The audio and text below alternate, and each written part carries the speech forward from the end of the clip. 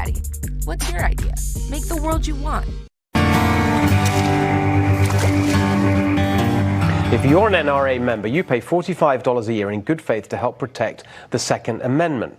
But it turns out you're also funding a lavish, elitist lifestyle for Wayne LaPierre. In February 2018, while the nation was mourning the Parkland shooting victims, Wayne LaPierre was house shopping. He reportedly told those around him that in the wake of the massacre, he worried for his safety and needed a more secure home. By more secure, he apparently meant bigger. He and his wife settled on a 4-bedroom, 9-bathroom, 10,000 square foot estate in Westlake, Texas, selling for over $5 million. What's wrong with that, you might say? Everyone's entitled to buy the house they want. Wayne LaPierre has a big, important job. If he wants to buy a big house, good luck to him. Except it wasn't him buying the house, it was you. Instead of buying the place directly with money from his own bank account, the NRA's former longtime ad agency, Ackerman McQueen, concocted a third-party corporate entity to buy the mansion for LaPierre. A top NRA executive signed a document promising that the NRA would contribute $6.5 million to this company for 99% ownership, according to a copy of the document reviewed by the Wall Street Journal. The plans eventually fell apart as the relationship between Wayne LaPierre and Ackerman McQueen soured. But that wasn't the only dodgy property deal pushed by Wayne LaPierre.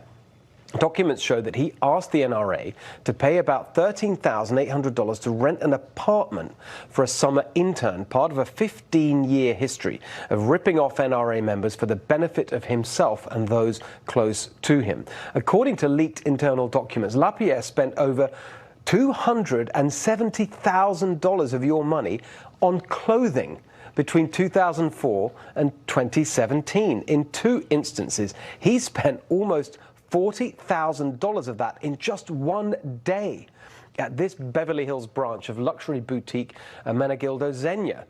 And a new report revealed that tens of thousands of dollars worth of NRA donor funds were used on flights and luxury hotel stays for hair and makeup artists for Wayne LaPierre's wife as they traveled with her for events, because apparently those are the only 2 stylists in the whole country capable of doing the job. And why shouldn't your NRA dues pay for Wayne LaPierre's wife's beauty entourage? What's that line?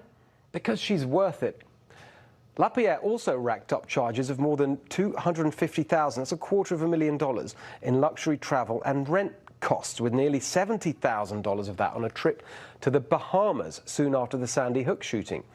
He made NRA members pay for a trip to Italy and Budapest in 2014, including $6,500 at the Four Seasons Hotel. I've been to that hotel. It's lovely.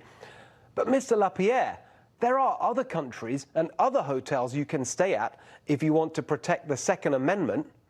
Try the Hyatt in Washington, D.C. It's just a short walk to places like the United States Congress and the Supreme Court, where Americans' gun rights are actually decided, not Budapest or even Lake Como, where you billed NRA members $2,400 for a stay at this luxury retreat, the Casa Diva Resort. Not to mention $17,550 for an air charter, also known as a private jet, to get you from one to the other. Oh, and $18,300 for a car and driver at each end. Now, we reached out to the NRA for comments on all of this last week, and instead we got a letter from their lawyers. Among other things, they provided us with a statement from the NRA about Mr. LaPierre's lavish clothing expenses, saying, quote, "Over the years, Wayne had been advised by the NRA's external advertising professionals to invest in his professional wardrobe due to his numerous public and media appearances." $250,000, that is some investment. And all that extravagant travel, well, the NRA says all of it, quote, "involved donor outreach, fundraising and stakeholder engagement," because there sure are a lot of NRA donors and stakeholders in Budapest and Lake Como. Oh, and that $5+ million house, they were adamant that no NRA money was ultimately spent. Well, yeah, that's because the deal fell through, like we said. For years, Wayne LaPierre has taken NRA members' money to live the life of a king. But he's not a king. He's the head of a non-profit trusted by millions to use its funds to secure constitutional rights. Wayne LaPierre is an odious little grifter, and it's time for him to go. Lisa, this is not about the Second Amendment, it's not about gun rights, it's about the trust that people... Hey everyone. Hey, it's Antonia Okafor. And this is Nina Prevo. And it's Trigger Warning 2A. Trigger Warning 2A podcast. Yeah, and we just went right to it. We started out with, so if you haven't watched this, I just watched this morning, and I will say all the other NRA board members that have since resigned were just like, told you so. Yeah. Knew this a long time ago. But yeah, so this is crazy. Yeah. I hadn't seen that clip until he just played that. So that's that's not a good look. That's not a good look for what's his name? LaPierre. Yeah. LaPierre. I couldn't believe we were writing down some of the things that some of that money was spent on, and that is just outrageous. We are like super close, by the way. I just realized how close we are to our cameras. Oh, I guess I could scoot back. Am I leaning forward too much? No, it's me. I just realized I'm doing it. You look great. Oh, I don't know about that. And yeah, we should apologize to our viewers. Antonia is. Oh yeah. By the way, I'm withdrawing from. I'm having withdrawal right now from caffeine. Yeah, so little caffeine detox happening here. So, right. So yeah. Well, our apologies. I just moved. I spent the weekend moving, so my brain is not all the way here either. So, bear with us tonight, audience. We got this. But what are your thoughts on what's happening with the NRA? What do you think? Well, the big one was that house, and finding out that house. The reason I was even more intrigued because I was like, wait, they were trying to get a mansion. Well, almost six. Well, some reports I've seen have said it's almost 6.5 million is what they were saying that they were going to give them to get a mansion from Ackerman McQueen in Westlake, Texas, which is really not far from where I grew up. And so I know in Texas in general, most people know that right now, like especially compared to Denver, right? The housing, the prices are pretty relatively low and affordable. So $6.5 million for a home in the Dallas-Fort Worth area. I mean that's a big insane house. Right. And I think what I heard on there was like 10,000 square feet. So just it's not even about entertainment. I think Travis, my husband, was like, maybe they were entertaining or something, or maybe it was you. Someone was like saying that, and it was like maybe they're entertaining, or maybe it's for a retreat, or maybe it's for no, it wasn't. So yeah, that alone. But then seeing all the other things, like the amount of money went for a budget on luxury hotels for the makeup artist and for the hairdresser to go somewhere else to do her hair and makeup at events, and then also for what was that whole thing with the intern? Yeah, they mentioned something, thousands of dollars for a home for an intern that we're not really sure. Which that alone sounds like scandal. I wish I could have had an internship where I was getting that kind of money. Right. Okay. Usually interns aren't in that position. But yeah, and it's crazy to me because the NRA, really, it is a civil rights organization at its core. That's what it was founded to be. Mm-hmm. And so it doesn't help the Second Amendment community to have stuff like this come out about the organization. So it really is a shame to hear that these funds have been misallocated so much, because people who become members of the NRA really are hoping that money is going towards making sure that the Second Amendment is being protected and advocated for at a federal level. And it seems like some of those funds were not appropriately allocated, to say the least. And that's the thing is, if it were their own money, because he gets a salary, right? Like, and I don't know if she gets one too, but at least he gets the salary. And I'm not sure exactly what he gets, but I know it's a very high number. I feel like there's a number that nonprofits can get, like that salaries are allowed, like limit wise, and that's the highest he gets. Of course, my information is Wikipedia or something, so it's not the greatest information. So, but he gets paid well. But at the end of the day, he's not getting paid $6.5 million, right, a year. Yeah. So that money, what I'm trying to say is that money wasn't their salary, which he can do whatever he wants with his own salary, right, with his own money. It's our money. Like, yeah, literally our money, because I'm a lifetime member. Like, you know, if you're a member at all, like, that's our money. That's going the towards that. That's the part. It's like, man, I wish I had a makeup artist. And that's me. I know. And what were they talking? They were talking about private jets and right, some hotel in Italy, Budapest that was ridiculously expensive. Right. I mean, frankly, I shouldn't say anything negative about Budapest, but there's other places and countries nearby where you could probably have a nicer hotel than going to Budapest. But in any event, that's neither here nor there. But again, there's people like, and a lifetime member as well. You're really putting your stock into that organization, and that's saying, for a lifetime, I'm kind of with you guys in your mission, and you don't want that money to be going toward, like a makeup artist. Come on. Right. Yeah. Come on. I mean, but not, and it's okay having a makeup artist at your actual, like, where the event is, okay, maybe. Sure. And but pay them something reasonable for that. Flying them and then putting them in a luxury hotel just so you can have your certain makeup artist and hair like stylists. Okay, yeah. Especially for like a non-profit organization. I don't know. I just feel like some of these things, are they non-profit? I thought they were. They're a non-profit. Yeah, and yeah. New York is the New York Attorney General is trying to take them to court to take away that status. After all of this stuff could come out. Well, yeah, I mean, this isn't gonna help. I mean, but I guess. But then again, has anyone done that to Planned Parenthood? Like, I just want to see, like, I'm not making excuses, but then it's like, okay, but Planned Parenthood, I mean, we can talk about that too, and then be defunded, but it makes it harder for all of this, because I just know that we're being targeted on our side. It's easy on our side to see all this stuff, but we're probably never going to see. It's the same thing with, like, the veterans community with, what was that organization? It's still around, but I keep forgetting it. Is it no, not Concerned Veterans. They had the whole scandal about the overhead. And it's like the veterans organization. The VA hospital? Is that what you're talking about? No, not them. Wounded Warriors. Oh, yeah. Thank you, Edgar. Thank you. Yeah, Edgar's here, guys. Just wondering. Everyone say hi to Edgar in the live chat. Those who actually show up for Edgar. Sorry, that's me.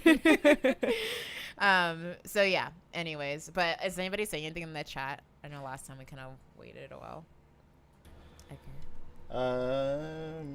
No, just wondering. Nope. No questions or anything. Okay, like that, just having conversations. Yeah. Okay. Cool. And I'm half looking at the live chat as well. I can kind of see it, so we'll see. Oh, okay, good to know. But what was I about to say? Oh, the other thing is, especially about you were talking about the nonprofit status and how people might be going after them for that. And you have to remember, under the Obama administration, we found out that the IRS had been specifically targeting with more scrutiny conservative and libertarian groups. So I'm sure the NRA is a big bullseye for the the IRS. I bet they would love to take away, if they have 501c3 status. I'm sure they'd love to take that away, if they could help. If they could get away with it. So that's really just a shame. I did see someone maybe in the live chat say, why is this just coming out now? Which is a good question, but I just don't know the answer. I don't know if... Well, I mean, at least on what we saw in some of them, they were saying that from 2004, I think it was his wardrobe, that it was from 2004 to 2017 that they were looking at that. So yeah, it could have come out earlier, but then again, his the wardrobe. whole mansion thing and everything, I think that's where it takes the cake. Like, yeah. The other thing, I think the other stuff was, I think that's why maybe now, like, I mean, Fox News, when I saw this morning, I was like, oh, another Fox News host is like bashing the NRA, because a week ago was Trish, or a week or two ago was Trish Regan, whatever her last name is, and she was talking about, the fact that she thinks NRA is all paid off and whatever, and talking about Dana Lash and talking about banning assault weapons. So I was just like, okay, you're crazy anyway, so I'm not listening to you. And then also just leave Dana alone because it's Dana. But now I'm like, okay, so when I heard this, I was like, almost like I was gonna be another like NRA, just bash NRA, but for them to go out on a limb and be like, we're gonna go out against Wayne LaPierre and be like, you need to be ousted, like, that's huge. And to allow that on their platform. So I don't know, it's gonna be pretty interesting. I don't know what the response is gonna be, or people are gonna even listen to him. Didn't seem like it was big news other than on the left. So because like I said, I only just saw this clip. Is the media going wild with this, trying to like smear the NRA, or like trying to use this as anti-Second Amendment material? The left is so media. Well, media I mean, that's a lot of the media. So yeah, media, and then what was the other one? Daily Beast is where I saw this actually. Oh, okay. When they came out, so they're running with this the most. I'm sure a lot of conservatives are trying to figure out what to do about this. But again, it's not like it's the first time people are talking about it. There are people who have been pushing, change of leadership for a while now. So, and it probably is for the best and everything like that. Especially if this is going on. So, yeah, I don't know. I just thought it was interesting. Edgar, is there something? Okay. Cool. Well, if there's no specific questions, then I was going to talk briefly about what happened in Portland on Saturday. Oh, goodness. And okay. I wasn't able to follow it as much as I would like because I was actually moving on Saturday. That's when I had my movers happen. But I knew that it was going to be a big day because ahead of it, so there was a couple different conservative groups. I know Proud Boys was one of them that was going to have a march that day. And then when Antifa or Portland Antifa found out, they decided that they were going to have a counter protest. And this was way in advance, like weeks in advance. And you can just imagine, I mean, the Antifa group in Portland, is kind of the most notorious. I don't know if you follow them as much as I do, but they really are. They're pretty extreme. They're the ones who have been blocking traffic and tried they pulled some guy out of his car because he didn't want to follow the traffic stuff. They're the ones who milkshaked and assaulted Andy No, who's a journalist. So really, really bad stuff. But I wanted to talk about it just because I do think that it's, especially going into 2020, this kind of stuff is really going to impact how people vote, I think, just seeing this kind of stuff, especially because, are you familiar with the Proud Boys at all? Or? I've heard a little, all I've heard is bad stuff on that front. Yeah. Right? So, yeah. Of what which makes sense. Did someone say something, Edgar? Yeah, Portland Proud Boy right here. Oh. So you got a Proud Boy. Well, hello, good sir. But yeah, so the Proud Boys, it's one of those things where there's some bad apples in there that kind of gave the whole organization a bad name. But there's also people in there who just legitimately they're like proud to be American, and that's kind of how they that's what they're proud of, and they're proud of like Western civilization just generally, and they kind of want to fight against this whole Western civilization is all white supremacy and yada yada. But I bring it up because I'm not a Proud Boy advocate or anything. I don't know too terribly much about them, but from what I've heard, what happened on Saturday was the Proud Boys showed up, they had a little march, and then they all went and got like drinks or something. They went to a bar or whatever, like whoever was at the march. But then Antifa, after that march was over, proceeded to just assault a whole bunch of innocent people. I saw a video of it was a man walking with his kind of young daughter. She couldn't have been. She had to have been in elementary school or something. And they just started assaulting this man and his young daughter. It was crazy. An old woman was beaten up. It's like she's not a white supremacist, man. And even if she is, like, she's just walking down the street like she is not a threat.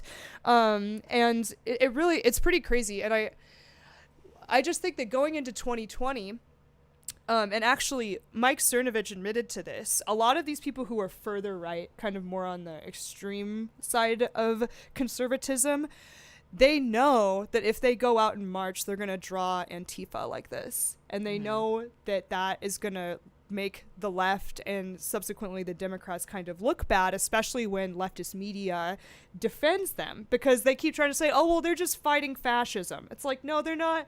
They're not fighting fascism. And there was, go ahead. What were you going to say? I was going to say, I saw a comment where this guy was like, I will have you know that Antifa does not mean Democrat, and Nancy Pelosi has already said that she does not condone their actions and blah, blah, blah. Like, first of all, that took forever for them. And Antifa has been around for how long? But yeah, I know. So now they're like, I just love, because now they're just like very, very vocal and adamant that just because they have leftist, ideals doesn't mean that they have any association with the Democratic Party. Although they do that same thing to us on the right? Like, oh yeah, because our extremists or the extremists of whatever group you're in have been what defines your group, right? Yeah, but it's okay for them to.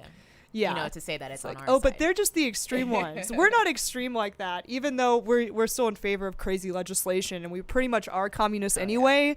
And even though right after the election they like smashed a Bank of America and a Starbucks and like hit people with bike locks, we were all fine with that.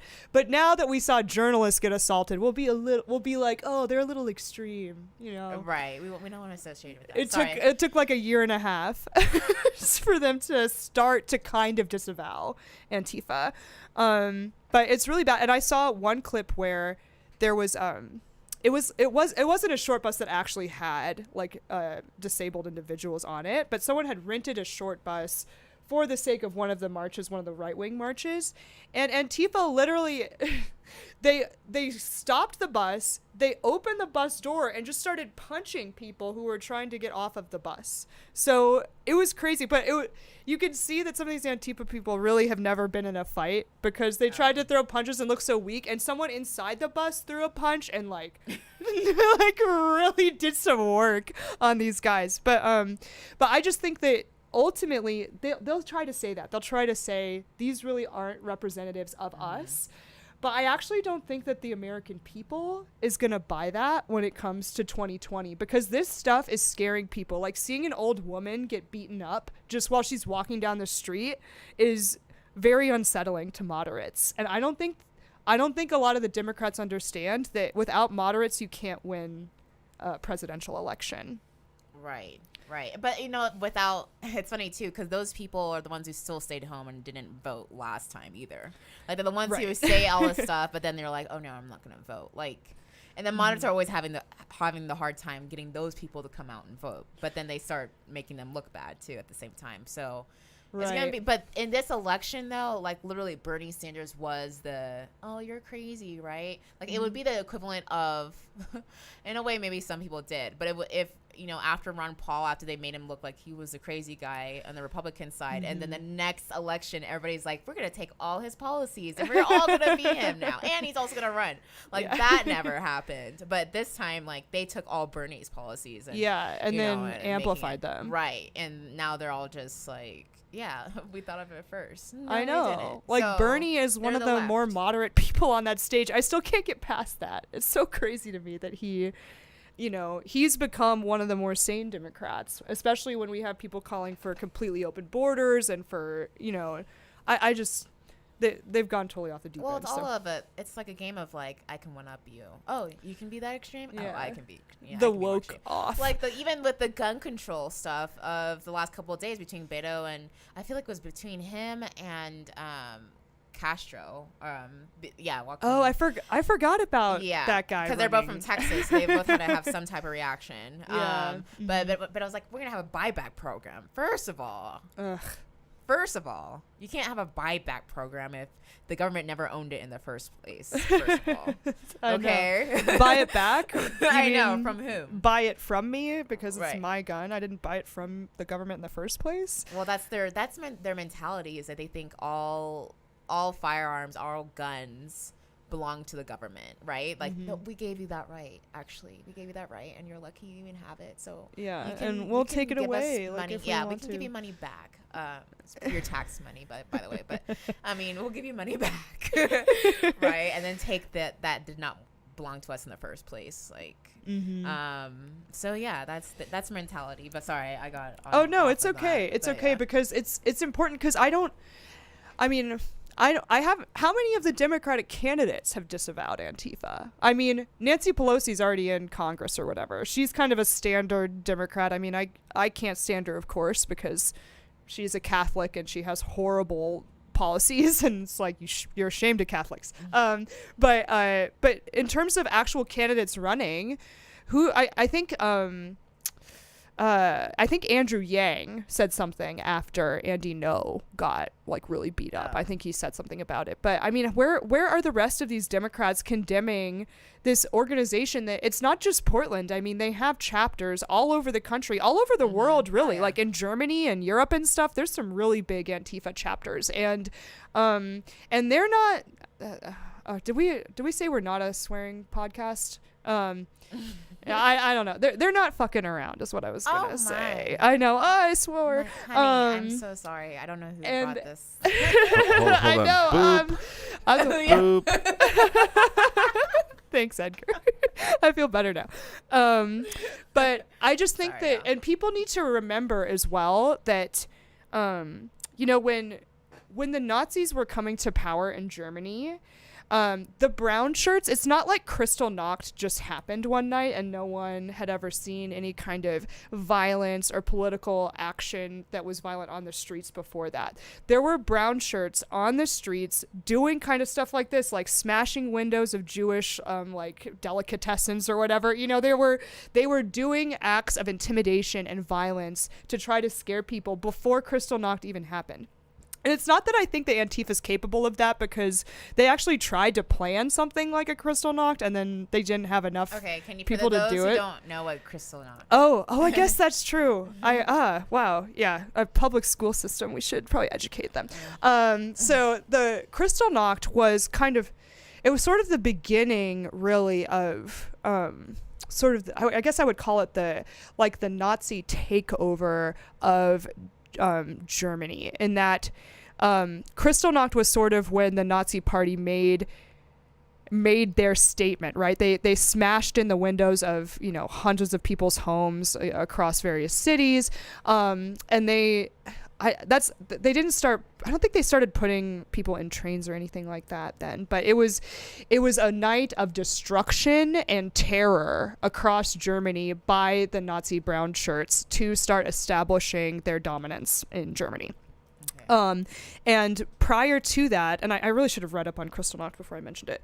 But prior to that, there was a lot of violence happening, especially against Jewish people, and other, you know, minorities that the Nazis had problems with. So, and we just can't, just because they're in black. I mean, Mussolini had black shirts, so I won't get into all of that. But just because they're not wearing brown shirts, or they're not wearing the same thing, or because they claim to be anti-fascist, it's like, People always say this, but they really are using fascist tactics, and they've been escalating it. Especially, I heard that there weren't that many arrests made, because the police in Portland especially kind of have some orders to not really engage with Antifa unless they're literally about to violently, like, almost kill somebody. The police have stand down orders from their mayor, so that's great. But someone actually did get arrested because they had a gun on them. So they had brought a gun to a place where they were threatening to do kind of violent, like, terrorist like activities, and obviously the Second Amendment, we always want to protect that. But if you're going to an event like this with a gun with the intent to do mass harm, like, that's actually one of those times when, you know, being arrested might be appropriate. But I just think that it's a sign of the escalation. And I know it's been going on for a while. I just wanted to comment on the similarities between Antifa and the brown shirts, because people don't realize it, and they just want to say that because they call themselves anti-fascist that that's what they are. But they're not anti-fascist. They're actually very much fascist. They're very much authoritarians, and they're very happy to use violence to get their way. Or to bring about whatever they think is some kind of revolution or something. I don't know. Right. But you got questions? Oh, we do? Yeah, a few of them. Okay. So going back, what are your views on people getting up in arms every time there is a shooting, blaming gun ownership, and yet some of these shootings are in the states with the heaviest gun laws? And then... Well, we can do those two. You want to start? Yeah, go for it. All right. So the first one was what? It's actually the same. It's all same question. Okay. What are your views on people getting up in arms every time there's a shooting, blaming gun ownership, and yet some of these shootings are in states with the heaviest gun laws? So I guess I view that as two questions. Like, what do you think about people getting so up in arms every time that there's a mass shooting? Yeah. And what about the fact that most of these happen in gun control heavy states? Yeah. Well, I think that it's definitely reactionary instead of actually solutionary, right? It's based on the fact that what they see which is in their mind, the threat is the gun instead of the person behind the gun, right? And so since they have that view, they will always see the gun as the issue until they realize that that is not the actual common denominator. The common denominator is the person behind it. So, yeah, I think it's going to continue until people see it that way. And not people see it that way. I think people do see it that way. It's the mainstream media that really pushes that narrative. What I was telling Edgar just like before the show started, that I've noticed that the whole remember how like last week all these articles came out how El Paso residents are actually going out and getting guns and like learning how to use them and going to concealed carry classes. Well, I noticed right after that, like, nothing. The news cycle changed. Just nope, not very. Not what we want to talk about anymore. We don't need to talk about it. So they moved on. That's exactly what happens because they're like, oh, they figured it out. Oh man, okay, well, we'll just wait till the next shooting and then make that about that. They couldn't make Philadelphia about that because that was really not that same scenario at all. And again, remember I said, or we were talking about rather how the Dayton shooting was going to disappear because of the kind of shooter it was. I haven't heard a word about Dayton since I talked about that. Absolutely not, but I do think that people should be, I mean, up in arms isn't the right word, but I do think that we should still continue to be alarmed by mass shootings. Like, we shouldn't get to a place where we're desensitized to it because it really is actually quite horrifying, and it's something that we should work as a culture to remedy. But it's just people always, it's like one more law away from utopia, it's like, let's just pass some reactionary laws because we're all freaked out. Instead of going to the heart of why this is happening. Well, that's also, it's like a cultural, something that we should be dealing with as a culture. And that's the thing, is that in their eyes, they think that the government is where we get all our answers from. It's like the one is our solution. And so they go to that every single time. And so that's now Republicans too, because a lot of them are big government as well, see it under that guise of, oh, well, the government I have to do something. I can't just sit here as a Republican and not do anything. Like, we're not winning culture wars that way, right? Like, no, actually, you win culture wars like through the culture, not the government. Yeah. Like, that's the whole thing. And so we have to keep educating people about where our liberties come from. They don't come from the government.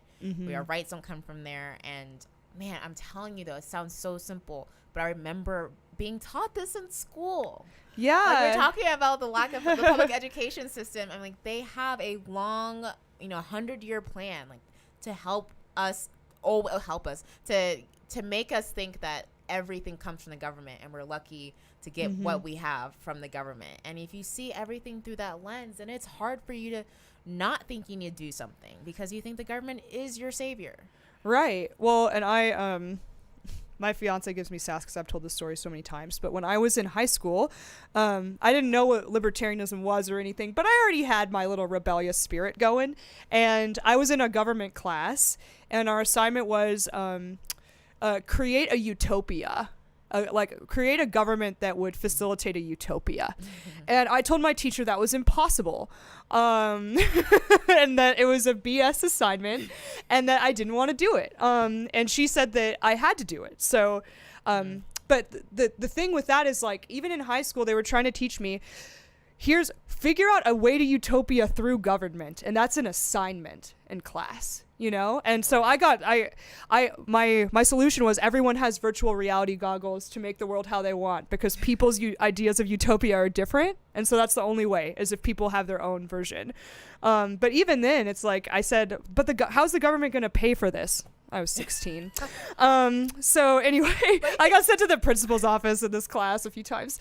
But the public school system really is, especially as it is right now, like, it might not have started this way, but it really is right now a mechanism to help people grow up to trust authority, even the whole bell ringing system. It's like you respond to bells. It's like being in a factory, It creeps me out. They do say that is where have you watched Waiting for Superman, the documentary? Oh no, I haven't. And he talks about the current modern education system and why it doesn't work, because it was meant to be after like the world wars and everything, and mostly people were in most of the people were going to become soldiers and stuff like that. Like it was, most people weren't going to become doctors. Most people weren't going to become middle class. Like that just wasn't a thing. And so it's for those people, for the most part, who would be later on become farmers. That's why people don't have school in the summertime because of harvest. That's why we still don't go to school in the summer because of harvest, even though majority of us are not farmers anymore. Okay, you don't even. I mean, I don't have to talk about where we would have been. But oh Lord have mercy. Like, I know. It's like I had to bring up the race thing. Play the race card just once. I can't help it. But yeah, so this whole the modern education system is based on that. But then even more so, you know, Linsky's like, you know, rules for radicals. That was their plan, is to get teachers in the education system to take over the education system, and to get people to you know to believe in that way, in which they've been successful. Oh yeah, and you know, by the time I was in college, sociology was my minor, and I took a class called Sociological Classics, and you know, we didn't read John Stuart Mill. We didn't read any sociologists, thinkers who had any kind of liberty-mindedness. Everything was Marxist. Same with it was Marx, it was Engels, it was, you know, we read Durkheim, which I guess is kind of more apolitical, and you know, Suicide by Durkheim is quite fascinating for anyone who's interested in like what happens when governments get too authoritarian or too anarchic, and you know, various things like that. But other than that, everything was Marxist, and I don't think that anything in my sociology program didn't have some kind of Marxist underpinning. And even when, like, I had to read the Communist Manifesto to get a minors in sociology, but John Stuart Mill's nowhere to be found, you know? I just think they've gone way off. I remember emailing my for grad school, I studied international political economy.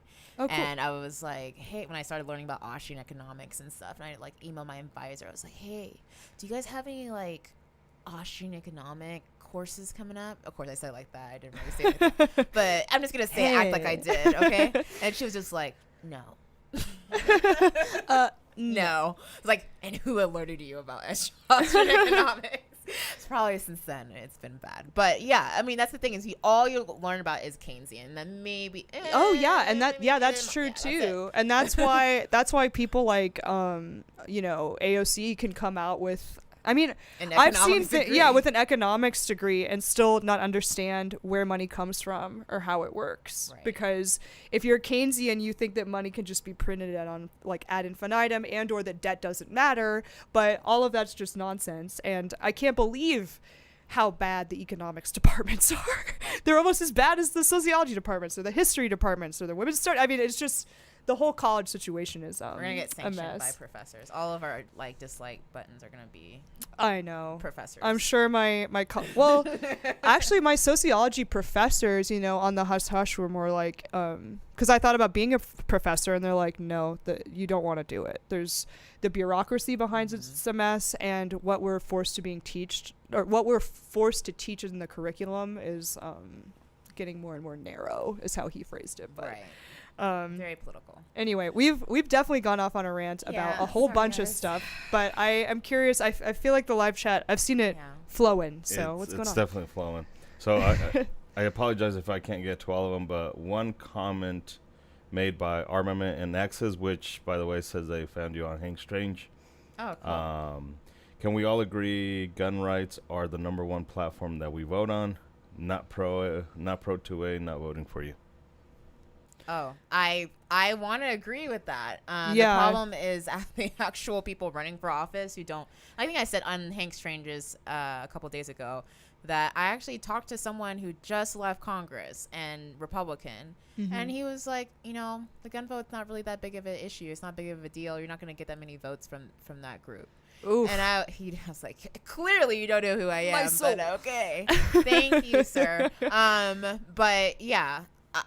Unfortunately, at least if you think that's going to get from Republicans are going to believe that, a lot of them who are actually running or who are already in office don't think that our vote matters, that the gun vote matters, or particularly right now what's going on with the NRA.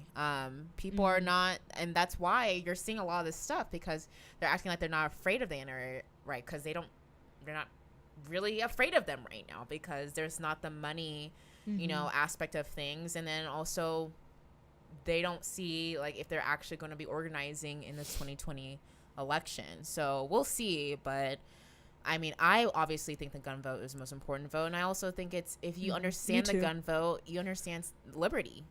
That's how I period. Period. Right. Period. Yeah. Because, and that you're totally right though. Like I'm not sure. I don't think either of the main parties, at least as far as the presidential race is concerned, because Donald Trump has been nice and happy to go forward with like various, like he did the bump stock thing, and I'm sure, you know, he's like, oh, we'll just tax some gun control onto the immigration bill, you know. Which is actually a little genius on that part. I will give him that. But I mean, in terms of politics and trying right. to like schmooze across the other side, like for sure. But I just think that unfortunately, I don't know what the best pony is in this race for the whole gun issue. Because obviously I don't know anyone in the Democrat field that would be adequate. And I'm not very happy with how Trump has handled it. He could have been worse, but he didn't do a good job. When you say you're not going to infringe on our rights, and then you like literally are infringing on our rights more than the previous president did. Yeah, well, but cool. I was worried about his Second Amendment stance from the first place, because when in one of the debates he said that he wanted to have like an effect like a no-fly list that would also, like, if you got put on that list, also you get no Second Amendment. And even he was like, take the guns first, like due process later. Right. I remember when he said that. I remember that. But it is tough, and I'm not sure like what the Libertarian Party is gonna do. But at this point though, I mean, if they're not going to put up someone, aren't they just making themselves, isn't it harder for them, you think, if they're really going to put up someone, that they have done it by now? I'm guessing or that they would start promoting Amash. someone. I'm guessing it's not Justin Amash because he's full force in his campaign, his re-election campaign right now. Yeah, which makes sense, because I think he wants to stay in the Senate. Especially as an independent, which is not a libertarian. Yeah, no, because he didn't register, I don't think, as a libertarian after that, did he? I didn't see he's anything independent. about that. Yeah. So, and that's the thing is like, oh, libertarians. In my head, I'm like, oh yeah, independent. I'm like, no, there's independent, there's libertarian, there's green. Like, so he's an independent. He's not affiliated with a party. Yeah. You know, per se. So, I mean, I would like him to be, but I don't, unless they're really gonna go the Gary Johnson route again. Oh, please no. I mean, Bill Weld is actually still running against Trump right now. He's running as a Republican though, right? Who? Bill Weld. I'm saying, like, Bill Weld's actually in the race. Like, no one else. Bill Weld, Trump. What does he think he's going to do, man? I just really Bill Weld's not going to get anywhere in that campaign. But again, that just shows it again. So all the candidates who are official candidates right now are all, for the most part, not doing great stuff for gun rights. So I definitely don't trust Bill Weld on gun rights. And I don't trust the Green Party to come out with someone good on gun rights. So... yeah, I don't know, but I mean, to our viewers' point, like I'm all in on the Second Amendment. Like I will die on this hill. So, but it's hard. I mean, come 2020, we might have to make some hard I'm decisions. voting based on that. I'm voting based on that. Even if I have to write someone in, I'm voting based on that. Right. So, and I've made a decision after all this talk. I'm like, can't trust the party right now. So, look, I mean.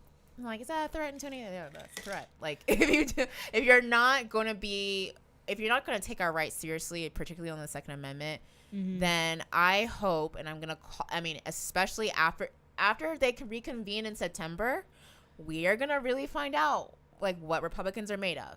Right. And Republicans don't step up, and they don't be the party they're not the party that is actually, like, what I changed from being a Democrat. So a lot of this is a little emotional to me. It's just like I left from being the Democrat, like in the Democratic Party to the Republican Party for a reason, because I believe that we stood for something, and particularly these issues that were important to me. Pro-life issues still been great on. The pro-Second Amendment issue has been like, to be honest, I feel like they're just spitting in our faces right now. Like, we don't really care about you. And that's the more and more I see this, the more I'm getting confirmation that's true.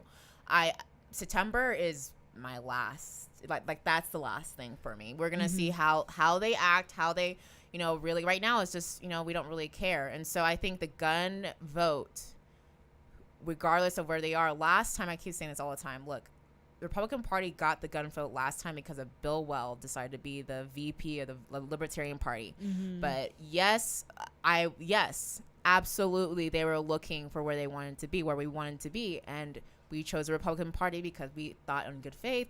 NRA was backing it, and we don't have a record to go against them, so we can't say anything. We're gonna believe Trump on this.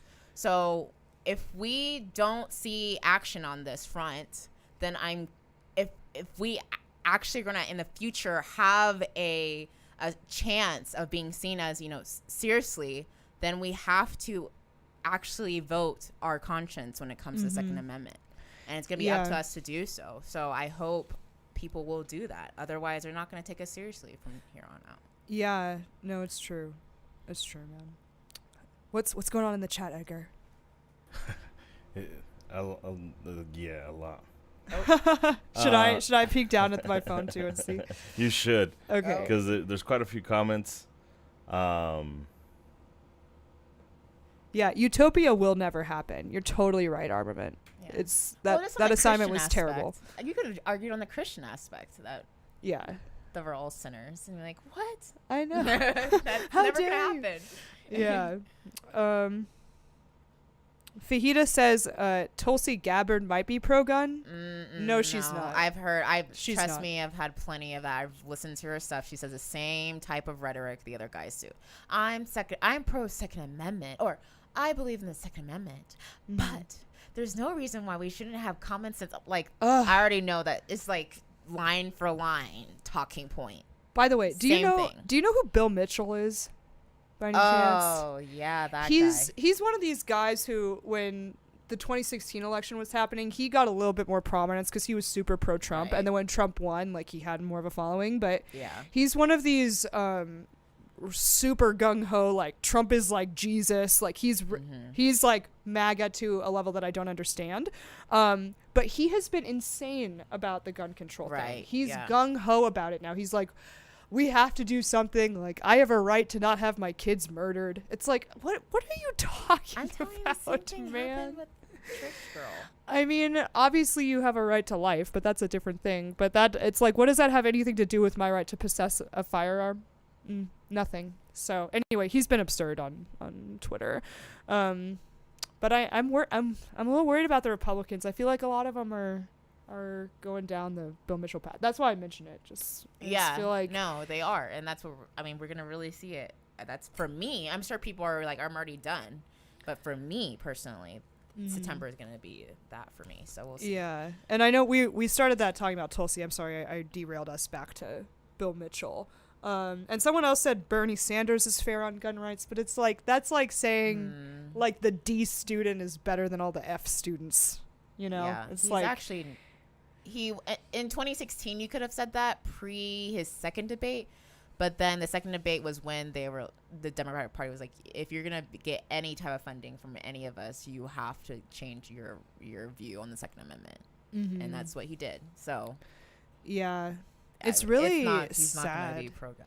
It's so sad to me that the Democrats have just completely abandoned the Bill of Rights. Like not just the Second Amendment issue, but they don't care about the First Amendment even anymore. Like one of the things that liberals used to really care about, at least, was like free speech, but they don't even care about that anymore. So if they succeed in taking away the Second Amendment, the First Amendment's gone. Like, kiss it goodbye. So yeah, we got to focus on that. Let's see. Did something pop out at you, Edgar? No, they're conversing amongst themselves. Oh yeah, people are arguing about Bernie Sanders. I'm guessing it's quite a few people from Hank Strange. That's good. Yeah. Well, the one other story that I was just gonna talk about briefly while we're waiting for people to ask us a question. Although I'm proud of them for bantering in the chat. Good job. Yeah. So I don't know if he's the only person who dropped out, but our former governor of Colorado, Governor Hickenlooper, dropped out of the Democrat race for president. And quite frankly, I don't think, was he even polling at 1%? I mean, if Beta wasn't even polling at like above 3%, I doubt he was polling at 1%. Yeah. So he didn't really have a prayer. But it just goes to some of the stuff we were talking about in terms of what? What, Laughing Edgar? What at? was that face? Fallon had a joke about it. It was like, oh, did you hear that? John Hickenlooper. And then nobody said anything. Like, yeah, that's exactly like, that's why he's dropping out. Yeah. Did you hear of him? That's It's like, true. no, I haven't even heard his name. Yeah, the first time that people have heard his name is when he dropped out. That's horrible. Yeah, and quite frankly, if he hadn't been the governor of Colorado, I don't think I would have known who he was. Right. But yeah. you know, on Twitter, like Colorado news pops up in recommendations for me, so I saw it. But I actually, as much as I wouldn't want to vote for a Governor Hickenlooper to be president, I do think it's sad to see another more moderate Democrat leave the race, because I do think we're going to end up with a selection of just... Didn't he get booed for saying he's a capitalist? Wasn't that him? Oh, I thought that was the former Starbucks guy who's running as an independent. No, he got... it was somebody who was actually in one of the debates. Oh. Or the DNC one. Because the Starbucks guy stopped. He got booed when he was on CNN. Yes, when he was on CNN. Then there was another guy was like who a said he was town a hall? capitalist. Yeah, Hickenlooper booed for saying socialism isn't the answer. Oh, that. They didn't even say he's a capitalist. He just said God. socialism isn't the answer. We are so screwed. Right. That's what I'm telling you. This is big. This is above like 2020. This is the direction of America. Like, where are we going? Yeah. Like, I mean... where are we going? Well, Hickenlooper, I mean, in fairness, a lot of downtown and the success of downtown Denver was because Right. of Hickenlooper. Yeah, I mean, he wasn't my favorite governor ever, but he wasn't awful. Like, he did things that a lot of people liked, especially in Denver proper. But my God, I mean, what? People are booing that socialism isn't the answer. It's like, how historically illiterate is this country? It is just so disturbing. It's just so bad. People, I bet you people still don't. We should do a man on the street and just ask people if they know what socialism is. Yeah, we should Let's go do to that. downtown Denver and just walk around and ask people. Let's just do that. And Edgar, can we do that? see, like, ask, well, first be like, would you prefer to live in a socialist country or a capitalist country? And then be like, okay, how would you define socialism? And then how would you define capitalism? And more often than not, they'll have the And definitions flipped. And they'll be doing it all on their Apple iPhone. Mm-hmm. And that's the thing that people don't realize. I mean, even with socialism, like, your property rights are just annihilated. Like, people love their iPhones and their, you know, their cars, Homes. their TVs, their whatever. It's like, you know, okay, so Bernie Sanders says he's a democratic socialist, right? It's like, okay, so do you want how the money you make to be allocated? Do you want that to be decided by the vote of the whole country? Like, how the money you make is allocated? Because that's really what they're saying. It's like, we want the means of production to be owned by the public, who then votes on how it's distributed. And it's like, wow, that sounds really terrible. I bet most people don't actually want that at all. Well, I love also how they put democratic in front of that just to make it seem like, well, it's not that bad. It's not. It's just not socialism. It's in his voice. It's not socialism. It's not socialism. It's, you know, democratic socialism. Like, yeah, but even with the democratic aspect of things, is like, I think about the majority. You know, someone brought it up like this so well, like in the 60s and 50s. Like, would you have wanted, you know, it to be a democracy when it came to the fact that, you know, you saw yourself as, you know, or even like the slave times, like, Right. Do you want slavery to be the put to a majority vote? rule? Yeah, the majority rule does not mean that it's, you know, a good thing, right? At all times. Like, yeah, maybe at one point it's okay, but then just as easily the majority rule can be, oh, you know what? I don't think you're a human being. I don't think that you are worthy of these rights. Like, and that's why we don't have like a direct democracy in America in the first place, is right. because we wanted to protect certain rights regardless of what the majority of people say, because the majority of people can be really stupid and they're subject to herd mentality and to fear and to all of the stuff we were talking about, like reactionary laws based on people being up in arms because of mass shootings and stuff. So it's really it's important that democratic socialism is just horrifying. In my opinion, it's like democracy plus socialism. So and socialism, I mean, obviously it always leads to horrible economic problems, but to have socialism controlled by direct democracy is just, oh my God. Like, I can't think of a worse political system than that. So, anyway, but if if the only Democrat candidate who criticized socialism got booed. I mean, it's just like when Ron Paul got booed about, maybe we should treat other countries the way they'd want them to treat us. And then he got booed. It's like, it just shows where our country is. It's like, we don't believe in the golden rule. We don't believe in inalienable rights anymore. And we actually don't trust capitalism anymore, which is really just saying that they don't trust people to do what they think is best with their own money. I'm going to just make a point. Sure. Do it, Edgar. Because it was brought up. Nina is not a guest on the show. Just because it was made a comment. I just want to make... It was weird. Did we Nina say I was not a guest? a guest on the show? No, she's the host. Yeah. Did someone say that? Yeah. Well, I mean, it was a good thing. Oh, they were like, Nina's a good guest. Like, you guys are smarter than mainstream media. But I just want to make it.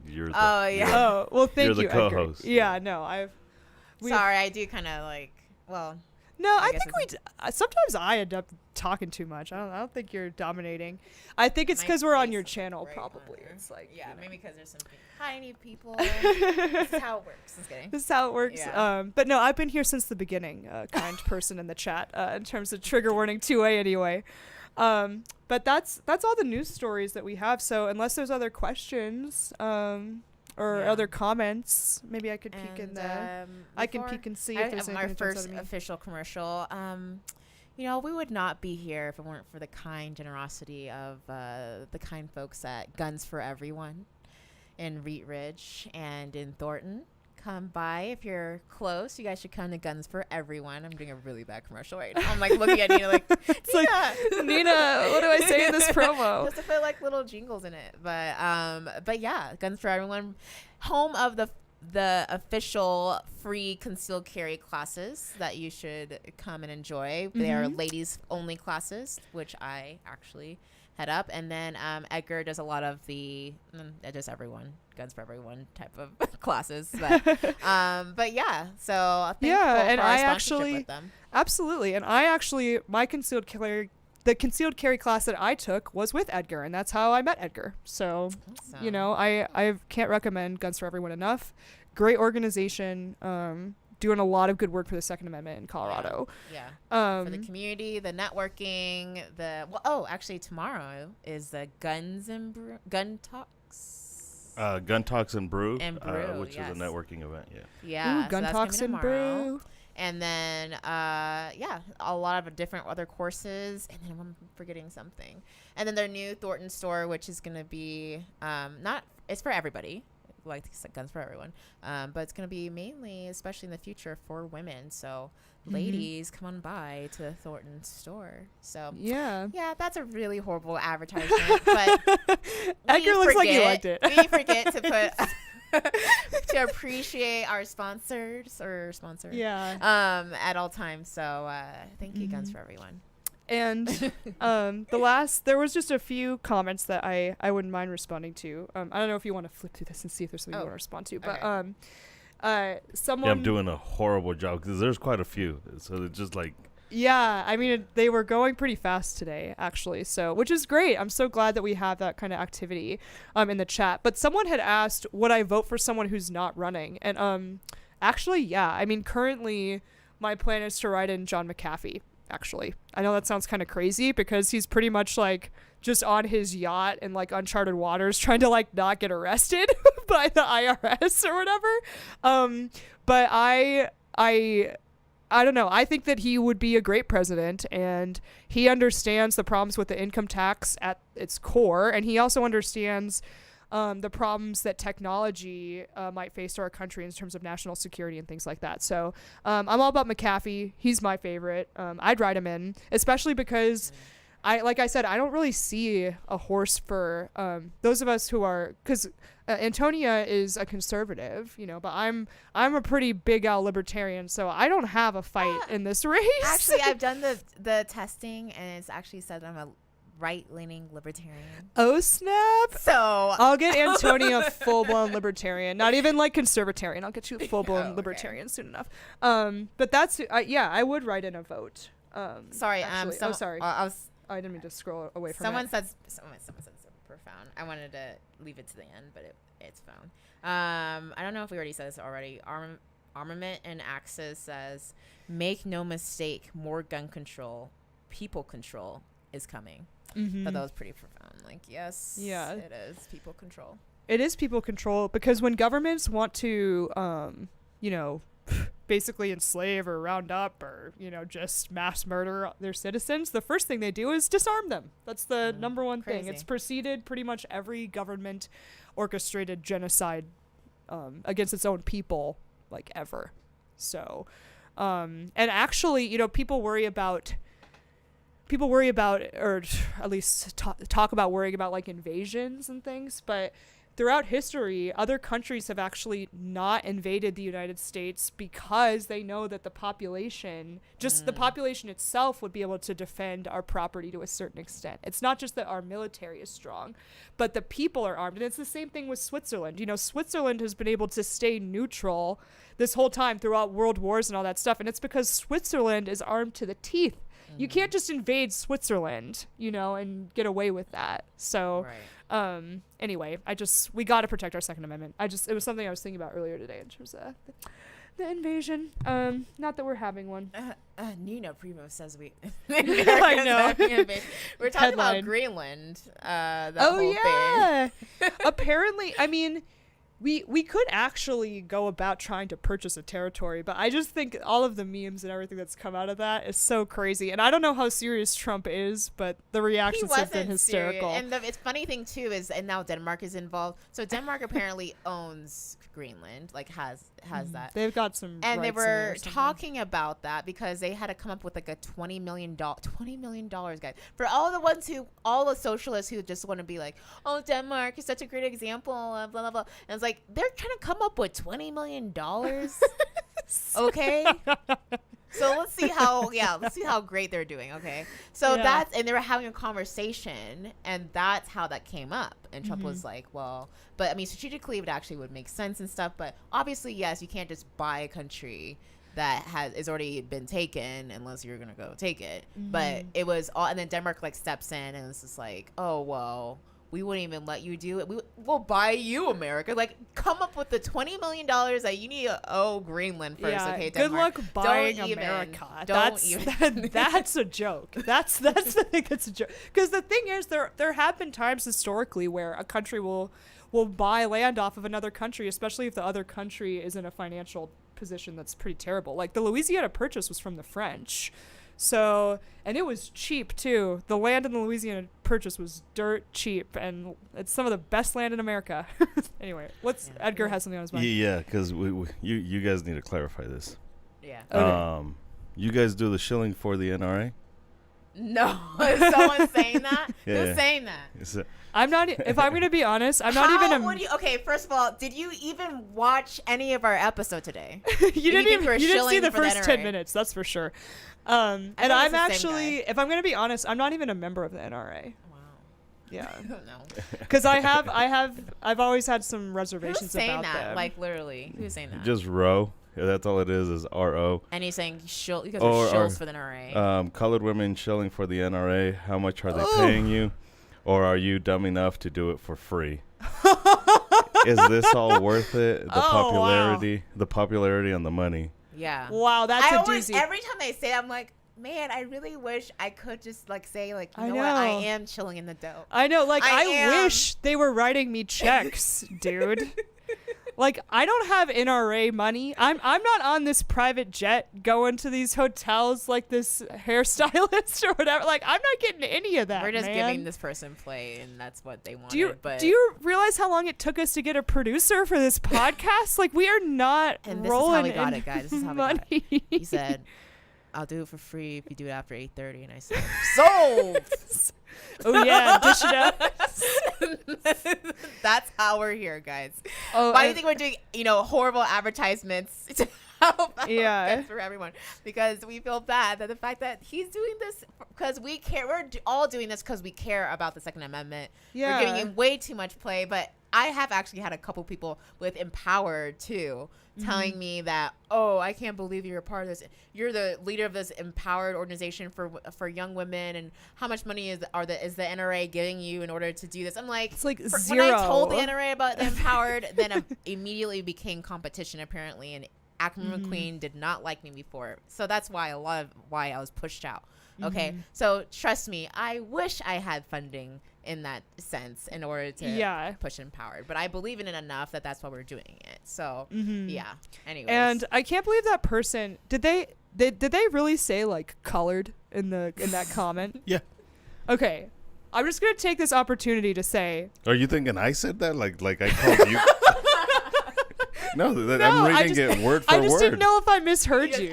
I thought you might have said like Edgar, women of color, and I just misheard you. But I just want to point out that colored women and women of color are so close to the same thing. Like what that guy said, obviously it's like kind of offensive, right? Like I don't appreciate it. But when someone refers to me as a woman of color, I like have the same response. So I'm just saying, thanks for commenting on our skin tone, brah. But it doesn't really seem relevant. Anyway, I feel like we should end it there. So he's just gonna, she or he is gonna be emboldened. I don't know why I assumed it's a dude, but I know the whole woman comment makes me feel like it might be a dude. Yeah. Anyway, for the NRA. Come on, dude. Thank you to everyone for tuning in and watching the live chat or being in the live chat, except for that guy. It's like those memes. It's like, good night, everyone, except for that guy who called us a woman of people of color shill. Yeah, except for the person who called us a racial slur and then accused us for shilling for the NRA. That's the first time I've gotten that accusation. So, usually people are saying that you're not black enough or normally they're just like, oh, you're definitely just some white girl pretending to be part black, and or that the fact that I'm part white means that I'm not black anymore. It's like, oh, so the one drop rule has switched now, eh? Because when my parents were growing up, that was not gonna fly. If they could be like, oh, I've got a white half, it's like that was not gonna work with the whole colored water fountains thing. Anyway, we spiraled. I know, we spiraled again even after we said we were going to say goodbye. But thank you all so much for tuning in. Follow us on our social media. I'm at Nina Prevo on Twitter, and I'm at NPrevo on Instagram. Yeah, and follow me, Antonia Okafor, and on Twitter and Instagram, Antonia_Okafor. Yes, I have changed my last name legally. No, I'm not going to bring that up because there are weirdos who are calling us shills, stuff like that. So we don't want to have our We got to protect our privacy. Yeah, exactly. And then also, if you would like to support us, because we don't have other means of funding. Because we're not shills from by the NRA or for the NRA. Right. You can go on to Patreon and become a patron and support us. So we already have a few over there, so become a patron. I always mess it up. A patron on Patreon. Trigger Warning 2A, I believe, podcast. That's where you can search us for that. Trigger Warning 2A podcast. That's where we are, and I swear to God, I'll put the link for our crypto wallet on in the description at some point. I swear. I just with moving and everything, I don't even know my name right now. Yeah. So. But we appreciate all of your support and all of you who tune in to listen to us live. We love you guys. Thanks for coming in. Yes, and again, thanks to Guns for Everyone for sponsoring us. And my name is Antonia Okafor. And I'm Nina Prevo. And this is Trigger Warning 2A. Yeah, we'll see you next week, everybody. Bye.